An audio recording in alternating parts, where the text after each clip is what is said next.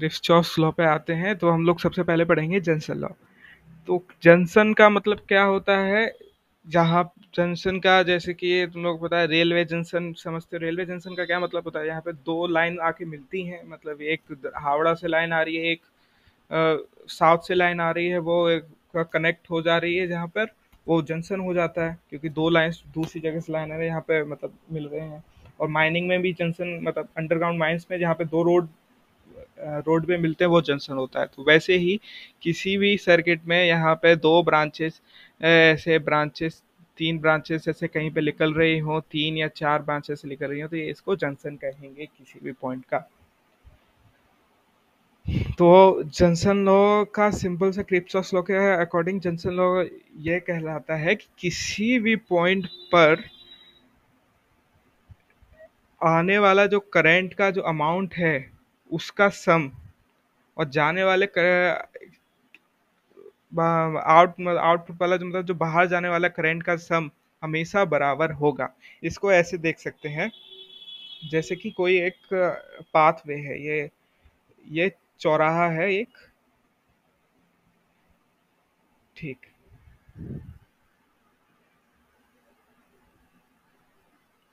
अब दो लोग यहाँ से आ रहे हैं,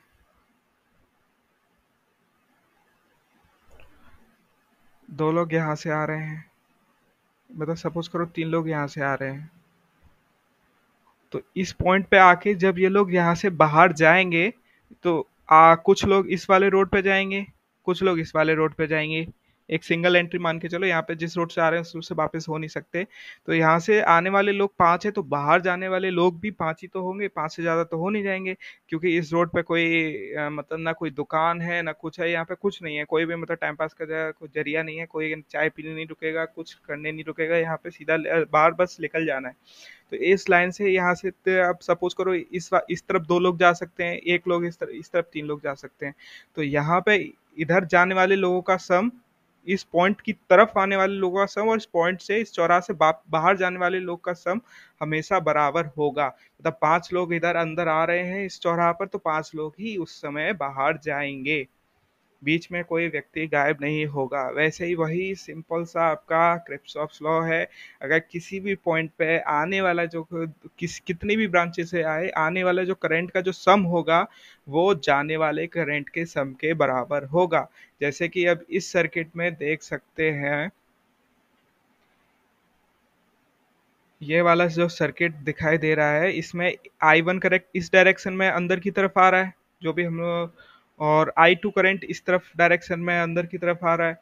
तो आई थ्री बाहर इस तरफ बाहर जा रहा है, आई फोर इस तरफ बाहर जा रहा है, मतलब दो सोर्स से आई वन आई टू एक पॉइंट की तरफ आ रहे हैं, मतलब करंट किसी करंट सोर्स से करंट आ रहा है और आई फोर आई थ्री बाहर जा रहा है।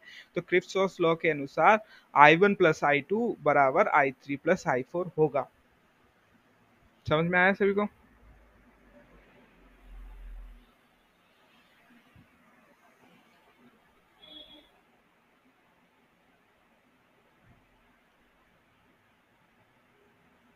क्लियर है?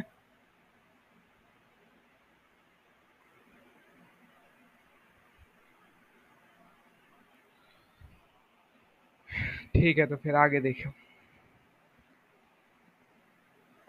और इसमें इस इक्वेशन को हम क्या है दूसरी तरीके से भी लिख सकते हैं। अगर हम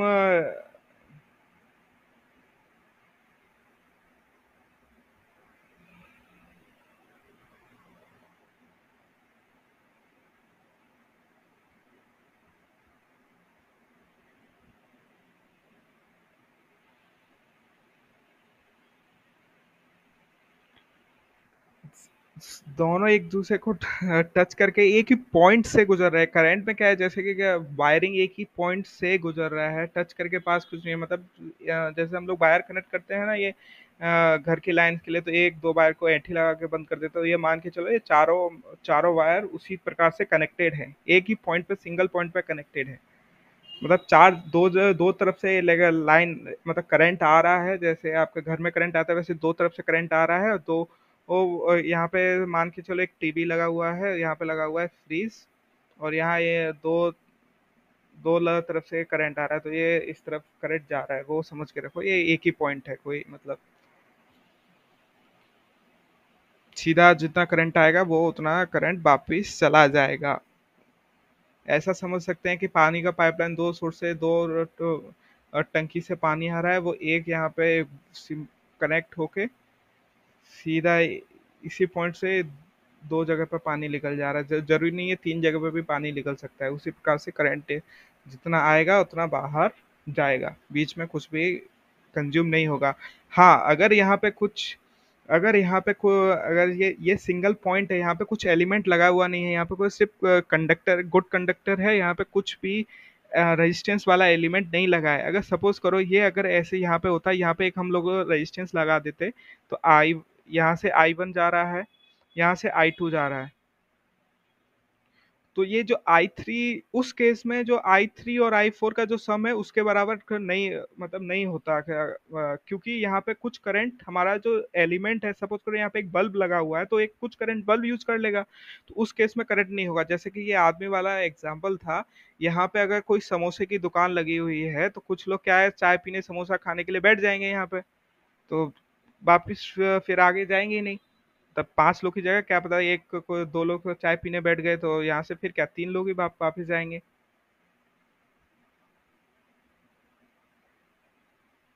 जंक्शन तो आपका ये जो है, ये जो पॉइंट है ना, ये जो पॉइंट बन रहा है यही है जंक्शन, बीच का ये पॉइंट दिख रहा है सभी को। ये आपका, मैं लिख देता हूँ यहाँ पे बाद में, ये आपका जंक्शन है, ये जो जहाँ पे चारों पॉइंट मिल रहे हैं।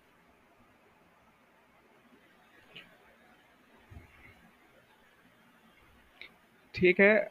तो इसमें भी कुछ टर्मिनोलॉजीज होते हैं, जैसे कि हम लोग जो भी करंट पॉइंट की तरफ आ रहा होता है उसको हम पॉजिटिव लेते हैं, मतलब प्लस में लेते हैं, और जो बाहर की तरफ जा रहा है उसको हम नेगेटिव लेते हैं, मतलब उसका माइनस, उसका साइन हम लोग माइनस रखते हैं। तो ऊपर वाले सर्किट में साफ साफ दिखाई दे रहा है कि I1 आ रहा है, I2 जा रहा है, तो I2 I1 I2 आपका क्या हो जाएगा, पॉजिटिव हो जाएगा।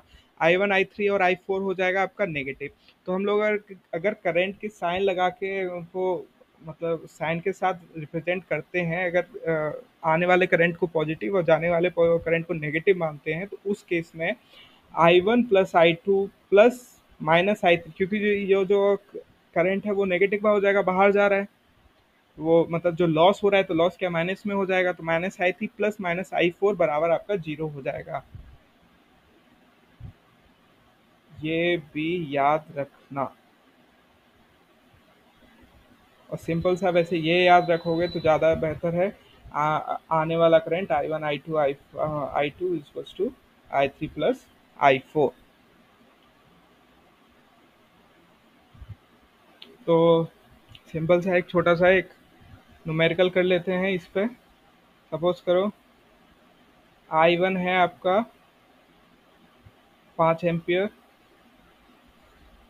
I2 है आपका 18 एम्पियर, I3 है आपका 13 एम्पियर।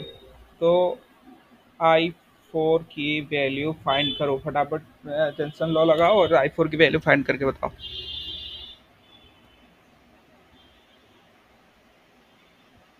आपको सर्किट दिखाई दे रहा है, वही सेम अभी वाला सर्किट है।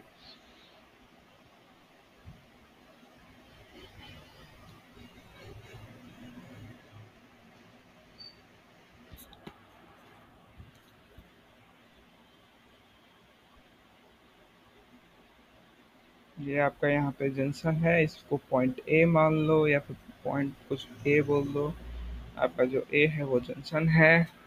I1 करंट अंदर आ रहा है, I2 करंट अंदर आ रहा है, I3 I4 करंट बाहर जा रहा है। I1 की वैल्यू दे रखी है 5 एम्पियर, I2 की वैल्यू दे रखी है 18 एम्पियर, और I3 की वैल्यू दे रखी है 13 एम्पियर। तो बताओ इसका आंसर कितना होगा I4 का।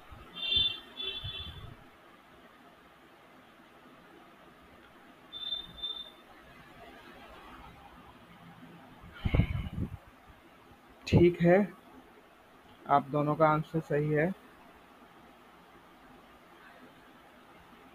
सिंपल सा इसमें वही सेम कुछ नहीं है, इसको दोनों तरीके से हम दोनों इक्वेशन से करके देखेंगे। एक तो सिंपल सा हम लोग जो आंसर 10 है इसका, तो सिंपल सा I1 अंदर आने वाला करंट, I2 भी अंदर आने वाला करंट बराबर हो जाएगा, बाहर जाने वाला करंट कितना है I3 बराबर प्लस I4। तो I1 आपका कितना है 5, I2 कितना है 18, I3 कितना है 13 प्लस I4। सिंपल सा कैलकुलेशन करेंगे तो 5 प्लस 8 23, 23 माइनस 13, तो यहाँ से सिंपल सा I4 आपका बराबर आ जाएगा 10, 10 एम्पियर।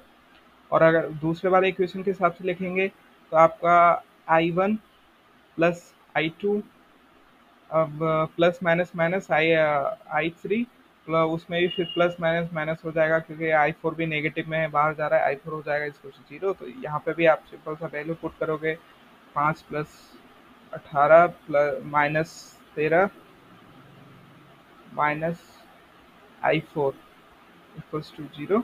यहाँ से भी कैलकुलेट करोगे तो आपका I4 आएगा 10 एम्पियर। समझ में आ गया सबको?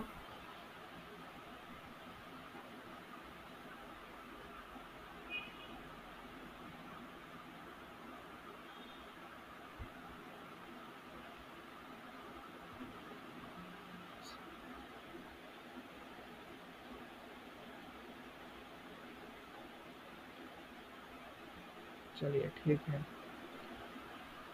सबका आंसर आ ही गया 10 एम्पियर। अब आता है, हम लोगों ने जेनसन लॉ पढ़ लिया, अब आता है लूप लॉ। तो लूप मैंने आपको थोड़ी देर में बताया ही था, कोई भी एक पॉइंट से जब आप किसी भी एक सर्किट क्लोज सर्किट में आके उसी पॉइंट पर आ जा रहे हैं वो आपका लूप है, मतलब एक लूप बन रहा है, एक गोला बन रहा है। तो किर्चॉफ लॉ का जो सेकंड लॉ है द लूप लॉ, उसके हिसाब से किसी भी क्लोज सर्किट में जिसमें अगर कोई भी, जैसे कि हम इसको पूछ सकते हैं the algebraic sum of all potential difference along a closed loop in a circuit is zero। मतलब अगर कोई भी क्लोज लूप है और उसमें जो पोटेंशियल डिफरेंस, जो मैंने आपको कल पोटेंशियल डिफरेंस क्या था वो बताया था, वोल्टेज ड्रॉप जो भी होगा वो आपका उसका सम पूरा 0 होगा। अब कोई रेजिस्टेंस, तो कोई सर्किट में सपोज करो रेजिस्टेंस लगा है तो यहाँ से यहाँ पे जाने में पोटेंशियल ड्रॉप आएगा। और बैटरी लगा हुआ है तो पोटेंशियल, बैटरी मतलब पोटेंशियल का सोर्स होता है, तो यहाँ पे पोटेंशियल आ जाएगा, मतलब यहाँ पे आपका पोटेंशियल एनर्जी बढ़ रही है, मतलब है, और यहाँ पे कम हो रही है। तो अगर आप इस पॉइंट से, अगर ये क्लोज सर्किट मान लो, इस पॉइंट से अगर आप ऐसे पूरा अगर आके यहाँ पे अगर सारे ये जो भी पोटेंशियल ड्रॉप है, पोटेंशियल राइज है, जहाँ पे भी आपकी वोल्टेज बढ़ रही है, वोल्टेज कम हो रही है, वोल्टेज यूज कर रहे हैं, वो सब का जो सम होगा वो 0 के बराबर होगा। इस लॉ में हम लोग अगर अगर हम किसी का अगर लूप लॉ लगा रहे हैं, जैसे कि ये सर्किट है, लूप लॉ लगा रहे हैं, क्या तो हम क्लॉकवाइज डायरेक्शन में जाएंगे या फिर हम एंटी क्लॉकवाइज में जाएंगे। ऐसा नहीं है कि हम बीच में क्लॉकवाइज डायरेक्शन में से करंट को पॉजिटिव और ये क्या कहते हैं, मतलब क्लॉकवाइज डायरेक्शन में कैलकुलेशन कर रहे हैं, बीच में आधा छोड़ के एंटी क्लॉकवाइज डायरेक्शन में करने लगे तो उल्टा हो जाएगा। आपका क्लॉकवाइज डायरेक्शन का मतलब सीधा सीधा जो घड़ी जिस दिशा में चलती है वो, एंटी क्लॉकवाइज मतलब घड़ी के डायरेक्शन का उल्टा। ये आपका हो गया डायरेक्शन आपका क्लॉक क्लॉक, ये हो गया एंटी क्लॉक। ठीक है, फिर और क्या लिखा है देखते हैं। अगर किस अगर किसी भी सर्किट में, जैसे कि हम लोग इस रेजिस्टेंस को मान के चलो, इस रेजिस्टेंस के अगर इस तरफ मतलब इसके अक्रॉस अगर इस तरफ जा रहे हैं, तो यहाँ पे कुछ हुआ करंट यूज करेगा तो वोल्टेज यूज करेगा तो यहाँ पे एक ड्रॉप आएगा। तो जो ड्रॉप होता है हम हमेशा सर्किट में उसको पॉजिटिव मानते हैं, इसका जो भी ड्रॉप आएगा पोटेंशियल ड्रॉप उसको हम पॉजिटिव मानेंगे। और जो बैटरी होती है उसका जो, जैसे बैटरी का ये वोल्टेज है E1 जो EMF, वो उसको हम हमेशा नेगेटिव मानेंगे अगर हम लोग इस डायरेक्शन में जा रहे हैं, क्योंकि आपका करंट आपका इस डायरेक्शन में यहाँ से फ्लो करेगा, पॉजिटिव टर्मिनल से नेगेटिव टर्मिनल की तरफ। तो वही सेम यहाँ पे वही लिखा है, the net sum of all potential differences will be zero. तो हाँ, एक और बात, अगर आप कोई भी रेजिस्टेंस है, वैसे वैसे इतना कम, कोई भी रेजिस्टेंस है, उसके आप अगर इस तरफ इस डायरेक्शन में जाएंगे तो भी आपका वोल्टेज अगर ड्रॉप ही आएगा, मतलब उसके पोटेंशियल ड्रॉप ही होगा, मतलब करंट के डायरेक्शन में, जैसे कि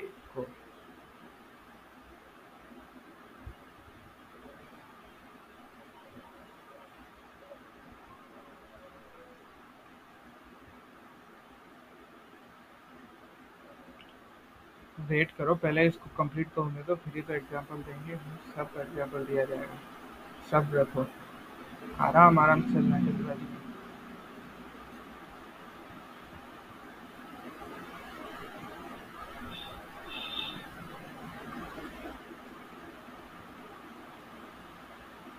देखो, अगर करंट का डायरेक्शन, एरो से हमेशा करंट का डायरेक्शन शो होता है, अगर करंट रेजिस्टेंस में अगर करंट का डायरेक्शन आई है, तो आपका जो यहाँ से इस पॉइंट से इस पॉइंट पे जाएंगे तो आपका पोटेंशियल ड्रॉप आएगा। करंट के डायरेक्शन में अगर रेजिस्टेंस को आप पार करोगे तो यहाँ पे आपका पोटेंशियल ड्रॉप आएगा, मतलब आपका वोल्टेज इस पॉइंट से इस पॉइंट पे वोल्टेज कम हो जाएगा। इसको एग्जांपल से ऐसे समझ सकते हैं, जैसे कि आपका घर में कभी वोल्टेज कम हो जाता है लाइट का, तो बोलते हैं ना कि अप्लायंसेस को बंद कर दो, टीवी बंद करो, फ्रिज बंद कर दो, तो लाइट बढ़ जाएगा, पंखा वंखा जो सब चलने लग जाएगा। तो कोई भी सोर्स है, उसमें अगर करंट जा रहा है तो वो उसके वो वोल्टेज की सप्लाई यूज करता है, मतलब वो वोल्टेज को कम कर देता है। तो उसी को, जो वोल्टेज कम हो रहा है, उसी को पोटेंशियल ड्रॉप बोलते हैं, और कुछ नहीं है इसमें कोई मतलब। सिंपल सा, अगर वोल्टेज कम हो रही है किसी एक पॉइंट से इस पॉइंट से इस पॉइंट तक जाने में,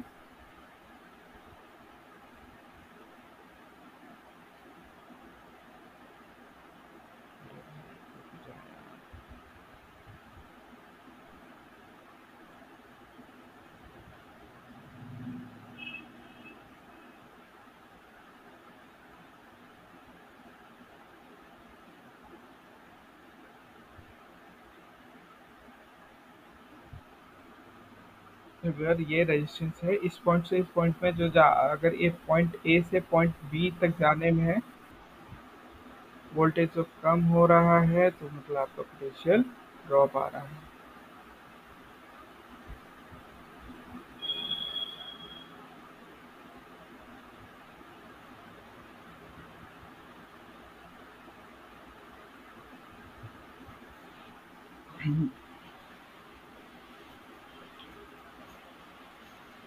तो जो आपकी जो बैटरी होती है,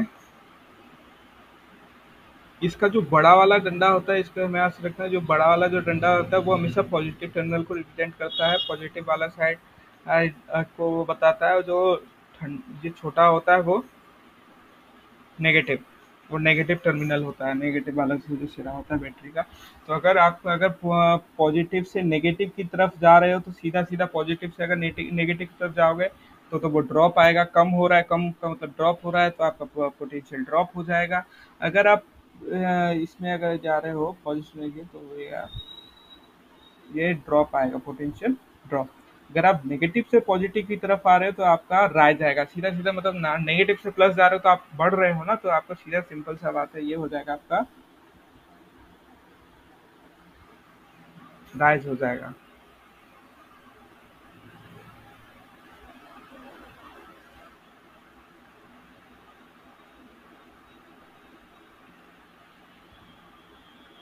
ठीक है, तो इसमें ये सिंपल सा आप सर्किट देख सकते हैं। अगर हम लोग पहले इसको एग्जांपल से देखो, उसमें थोड़ा समझ में और अच्छे से आएगा। जैसे पॉइंट ए से हम चलना स्टार्ट करते हैं, हम लोग चलेंगे इसमें क्लॉकवाइज, तो क्लॉकवाइज डायरेक्शन में ए से हम चलते चलते ए लूप पूरा क्लोज करेंगे ए पर।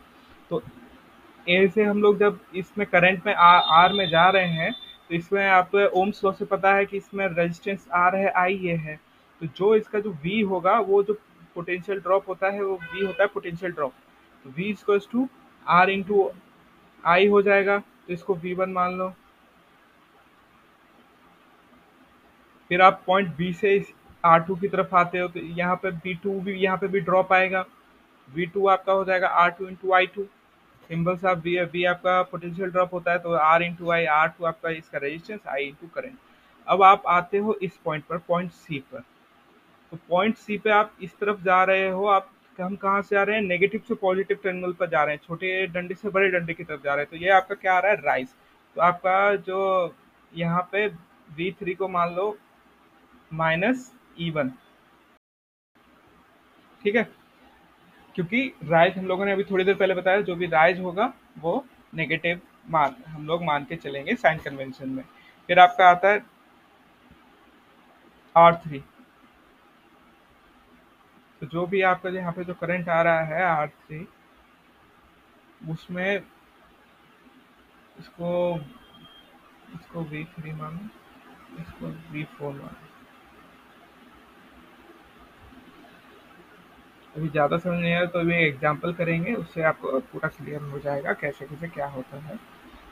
सिंपल सा है, ज़्यादा इतना डिफिकल्ट है नहीं। जैसे कि आपका ये V3 हो गया, V4 हो गया, और V4 आपका हो जाएगा R3 इंटू I3। और यहाँ पे आप यहाँ पे इस तरफ जा रहे हैं, तो ये आपका पोटेंशियल राइज हो रहा है, क्योंकि करंट का डायरेक्शन इस तरफ है, हम लोग जा इस तरफ रहे हैं। तो आपका इसमें B5, इसको हम लोग B5 बोल रहे हैं यहाँ पे। अगर आप ध्यान से देखो इस पॉइंट पे I4 है, वो करंट का डायरेक्शन इस तरफ है, हम लोग एंटी क्लॉकवाइज, हम लोग क्लॉकवाइज जा रहे हैं, मतलब उल्टे डायरेक्शन में जा रहे हैं। करंट के उल्टे डायरेक्शन में जाएंगे तो राइज आएगा, और जो करंट के डायरेक्शन में आता है तो ड्रॉप आता है। ये मैंने अभी आपको थोड़ी देर में पहले बताया ही था।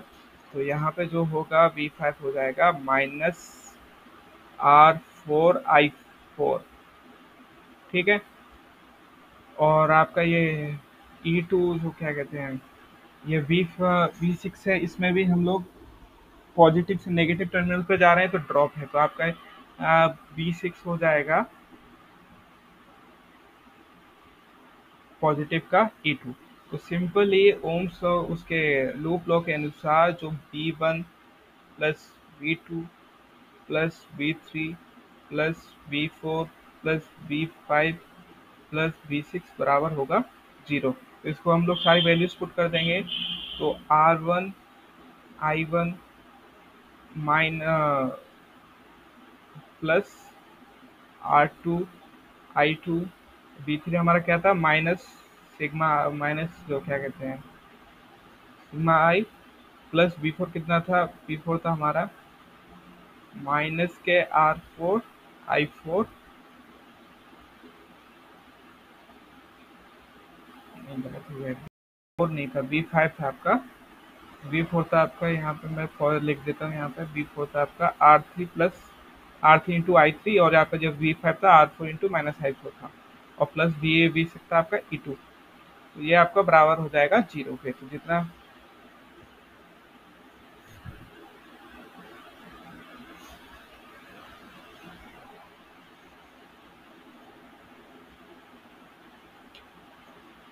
ठीक है, तो ये आपका सिंपल सा, आपको जितना भी ड्रॉप है उसको ऐड कर देना है। अब एक छोटा सा न्यूमेरिकल करेंगे, इससे इससे पता चल जाएगा कि काम कैसे चल रहा है, ये सब पूरा क्लियर कैसे हो रहा है।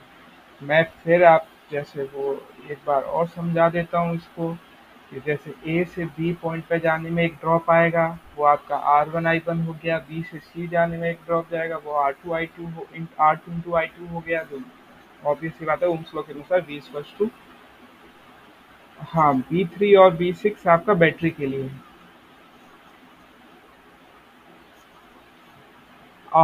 तो जो आपका सी से जब ई की तरफ जा रहे हैं, तो एक आपका B3, यहाँ पे अगर B3 जो भी है, B3 इसको जो बैटरी के लिए है, तो एक बैटरी में आपका राइज आ रहा है, और इसमें भी राइज आ रहा है। तो सी टू ई जो आपका पोटेंशियल ड्रॉप हो जाएगा, वो B3 प्लस V4 हो जाएगा, जो यहाँ पे V4 है। फिर आप ई से फिर वापस ए पर पहुंच जा रहे हो, तो ई में फिर आपका जो रेजिस्टेंस आ रहा है वो R4 आ रहा है, लेकिन करंट का डायरेक्शन हमारे चलने के डायरेक्शन के उल्टा है। तो जो जो रेजिस्टेंस R4 है, जो रेजिस्टेंस 4 है, जो आपका जो F है, जहाँ पे जो F आपको दिखाई दे रहा है, यहाँ पे जो F है, इसमें जो वो बाकी सब ड्रॉ रेजिस्टेंस में ड्रॉप आ रहा है, लेकिन इसमें आ जाएगा क्योंकि हम लोग करंट के उल्टे डायरेक्शन में किसी रेजिस्टेंस में जा रहे हैं। अरे भाई फॉर्मूला ये नहीं है, फॉर्मूला ये ऊपर वाला है। तब लूप का पूरा सम निकालना है, V1 V plus V2। Formula ये जो लिखा हुआ है यहाँ पे नीचे, ये है। वो तो नंबर ऑफ ब्रांचेस निकालने के लिए था। तो सिंपल सा ये समझो, जो भी है पोटेंशियल, सारे एलिमेंट्स का पोटेंशियल ड्रॉप निकाल देना है, फिर जो करंट के डायरेक्शन में होंगे उनको हम लोग पॉजिटिव ड्रॉप, उनका जो वी पॉजिटिव मानेंगे, जो करंट के डायरेक्शन के अपोजिट में होंगे जितने भी रेजिस्टेंस को हम नेगेटिव मानेंगे, और बैटरी में हम उल्टा करेंगे। बैटरी में अगर जो करंट के डायरेक्शन में नेगेटिव आएगा, जो करंट के डायरेक्शन में के उल्टे डायरेक्शन में है वो पॉजिटिव आएगा। तो उससे हम लोग ये सिंपल सा सबको ऐड करके जीरो के बराबर पुट कर देंगे, तो हमारा लूप लॉक क्रिएट हो जाएगा। लूप का मतलब एक क्लोज सर्किट बन जा रहा है। इस क्वेश्चन को एक बार ट्राई करो, जिस किसी को समझ में मतलब कुछ ट्राई करके देखो एक बार, उसके बाद मैं इसको सम करके बताऊंगा, जिससे आपको और अच्छी तरह क्लियर हो जाएगा। आप इसमें आपको जो है फाइंड करना है, क्या फाइंड करना है, आर फाइंड करना है।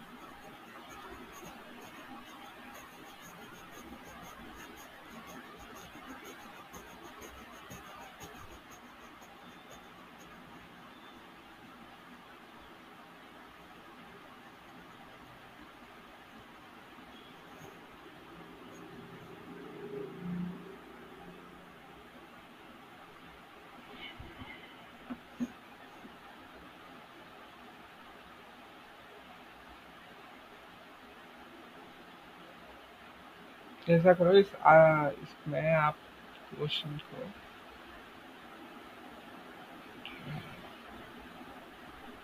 इसको थोड़ा आसान कर देते हैं,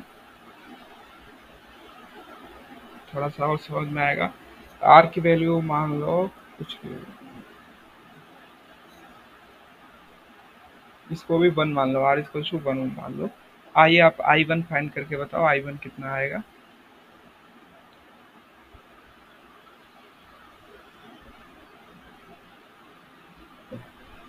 सिंपल सा लगाना है, एक पॉइंट मान लो, इसको कोई भी एक पॉइंट मान लो ए, उससे सीधा सीधा चलते जाना है, सीधा सीधा चलते चलते यहाँ पे पहुंच जाना है। वैसे इतना कॉम्प्लेक्स सर्किट आपके एग्जाम में नहीं आएगा, ये थोड़ा सिलेबस से थोड़ा ऊपर जा रहा है, लेकिन बाद में थोड़ा सा एक्स्ट्रा पढ़ना भी थोड़ा सही रहता है, बाई चांस कुछ हो गया। आपको इस लूप लॉक की डेफिनेशन जरूर, डेफिनेशन ये इसका न्यूमेरिकल इस पर नहीं आएगा, लेकिन आपको लूप लॉक की ये डेफिनेशन यहाँ पे जो लिखी हुई है वो आपको याद होनी चाहिए कि algebraic sum of all the potential difference along the closed loop is 0। और इसकी प्रॉपर्टीज ये थोड़ा थोड़ा इसको याद कर लेना, ऐसा इसमें ज़्यादा ढूंढने की जरूरत नहीं है, कोई भी भारी न्यूमेरिकल नहीं आएगा।